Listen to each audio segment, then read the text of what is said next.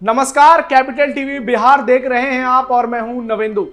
Bharatiya Janata party के राष्ट्रीय प्रवक्ता और पूर्व मंत्री सैयद शहनवाज हुसैन ने पाकिस्तान के दो यार अजरबैजान और तुर्की पर करारा हमला बोला है। शहनवाज ने दोनों देशों को साफ साफ संदेश दे दिया है और ये बता दिया है कि भारत कभी भी दुश्मनों के सामने नहीं झुकेगा। वहीं उन्होंने पाकिस्तान को भी नसीहत दे दी है, जिसे सुनकर पाक में आतंक के आकाओं के होश उड़ गए होंगे। दूसरी ओर तुर्की और अजरबैजान को भी भारत ने बहुत बड़ा झटका दे दिया है। दरअसल हर ओर आजकल भारत पाक तनाव को लेकर चर्चा जारी है।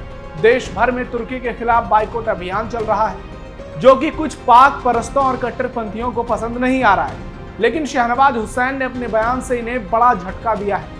वहीं पीएम मोदी और विदेश मंत्री एस जयशंकर ने अपनी डिप्लोमेसी से तुर्की और अजरबैजान को चारों खाने चित कर दिया है, जिसके बाद तुर्की और अजरबैजान की स्थिति बेहद खराब हो गई है। हर ओर से ये दोनों देश घिर गए हैं और अजरबैजान पर तो हमले भी शुरू हो गए हैं। क्या है पूरा मामला, देखिए। शहनवाज हुसैन का तुर्की पर हमला, पाकिस्तान के यार को बताया गद्दार। देश भर में तुर्की के खिलाफ प्रदर्शन जारी। भारत ने अपने दुश्मनों को बुरी तरह फंसाया। भारत पाक तनाव के बीच बीजेपी नेता शहनवाज हुसैन ने सोशल मीडिया साइट एक्स के जरिए तुर्की और अजरबैजान के खिलाफ हमला बोलते हुए कहा कि जो देश पाकिस्तान का यार है वो भारत के लिए गद्दार है। तुर्की और अजरबैजान ने पाकिस्तान का साथ देकर 140 करोड़ भारतीयों के दिल को चोट पहुंचाई है। भारत सरकार सख्त कदम उठा रही है और आगे भी उठाती रहेगी। आतंक के समर्थकों को जवाब मिलेगा। शहनवाज हुसैन ने एक और तुर्की और अजरबैजान पर हमला बोला, तो दूसरी ओर पाकिस्तान और वहां बैठे आतंक के आकाओं को भी कड़ी चेतावनी दे दी और कह दिया कि आतंक के समर्थकों को भी करारा जवाब मिलेगा। दरअसल तुर्की और अजरबैजान ने भारत के ऑपरेशन सिंदूर के बाद से खुलेआम पाकिस्तान का समर्थन किया। इन दोनों देशों ने बाकायदा बयान जारी कर और पाकिस्तान के सियासी नेतृत्व को फोन कर अपना समर्थन जताया। इतना ही नहीं, इन्होंने पाकिस्तान की उस मांग का भी समर्थन किया जिसमें पहलगाम आतंकवादी हमले को लेकर अंतर्राष्ट्रीय जांच की मांग की गई थी।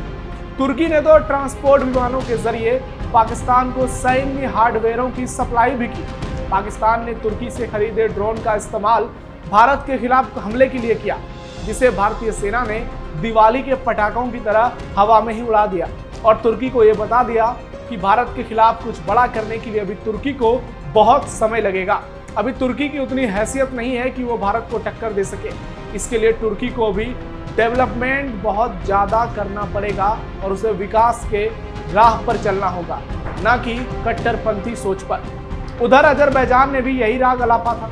पाकिस्तान की संप्रभुता का समर्थन किया था और कश्मीर पर साथ देने की बात की थी। अब भारत में भी दोनों देशों के खिलाफ गुस्सा देखने को मिल रहा है। लोग बहुत ज्यादा आक्रोशित नजर आ रहे हैं और हर ओर इन दोनों देशों की आलोचना हो रही है। भारत में तुर्की और अजरबैजान का बाइकआउट अभियान शुरू हो गया है। सोशल मीडिया पर बाइकआउट तुर्की, बाइकआउट अजरबैजान जैसे हैशटैग की बाढ़ आ गई है। इनके खिलाफ जमकर मीम्स भी बन रही है। भारतीय दोनों देशों की पर्यटन अर्थव्यवस्था पर प्रहार करने की तैयारी में है।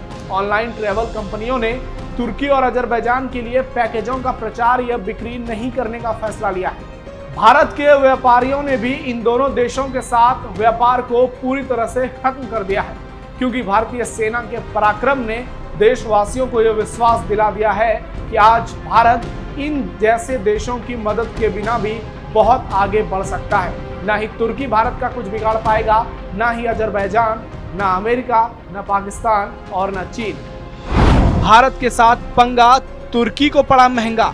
वहीं भारत पीएम मोदी की अगुवाई में पिछले कई सालों से तुर्की, अजरबैजान और पाकिस्तान की तिकड़ी को काउंटर करने के लिए अलग अलग रणनीति पर काम कर रहा है। मोदी जबरदस्त स्ट्रेटेजी के तहत चल रहे हैं। इसमें इन तीन देशों के दुश्मनों की मदद से लेकर इन्हें आर्थिक तरीके से चोट पहुंचाना भी शामिल है। पाक का इरादा तो सबको पता है। पाक की नापाक कोशिश पूरी दुनिया देख रही है। लेकिन भारत ने तुर्की को काउंटर करने के लिए उसके सबसे बड़े दुश्मन ग्रीस के साथ रक्षा संबंधों को मजबूत किया है और इसके सूत्रधार भारत के विदेश मंत्री एस जयशंकर हैं। इसके अलावा भारत ने साइप्रस के मुद्दे को भी इंटरनेशनल फोरम पर उठाना शुरू कर दिया है, जिसकी जमीन पर तुर्की ने अवैध रूप से कब्जा जमाया है। वहीं अब भारत ने तुर्की का संपूर्ण बाइकआउट कर उसे बहुत बड़ा झटका दे दिया है। पूरे देश में तुर्की को लेकर लोगों में आक्रोश है और दिल्ली में व्यापारी संगठन कैट की बैठक में तुर्की के साथ व्यापार पर पूरी तरह से प्रतिबंध पर मुहर लग गई, जिसकी पुष्टि दिल्ली की मुख्यमंत्री रेखा गुप्ता ने की। भारत ने अजरबैजान को चौतरफा घेरा। अजरबैजान को काउंटर करने के लिए भारत ने उसके सबसे बड़े दुश्मन आर्मेनिया को 2022 के समझौते के तहत हथियारों का जखीरा दे दिया। अजरबैजान और आर्मेनिया के बीच नागोर्नो काराबाख को लेकर पुरानी दुश्मनी है। इन हथियारों के लिए भारत ने आर्मेनिया से एडवांस में पैसे भी नहीं लिए। भारत पाक तनाव के बाद आर्मेनिया ने अजरबैजान पर हमले शुरू कर दिए हैं। अजरबैजान की नाक में दम कर रखा है। अजरबैजान को पूरी तरह से करारी शिकस्त दे रहा है।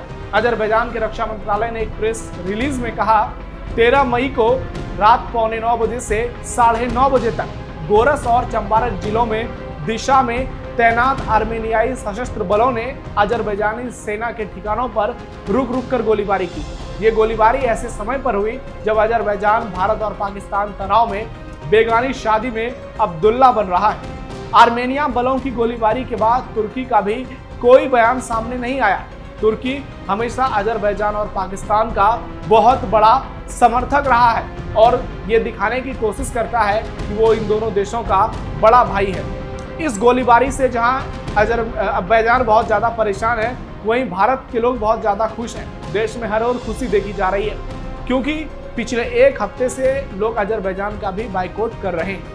आर्मेनिया ने भारत के साथ 2022 में एक डिफेंस डील साइन की, जिसके तहत भारत ने आर्मेनिया को anti drone system, ATGS towed howitzer, PC-20, MARG Ashwin ballistic missile, interceptor और आकाश वायु रक्षा मिसाइल निर्यात किया था।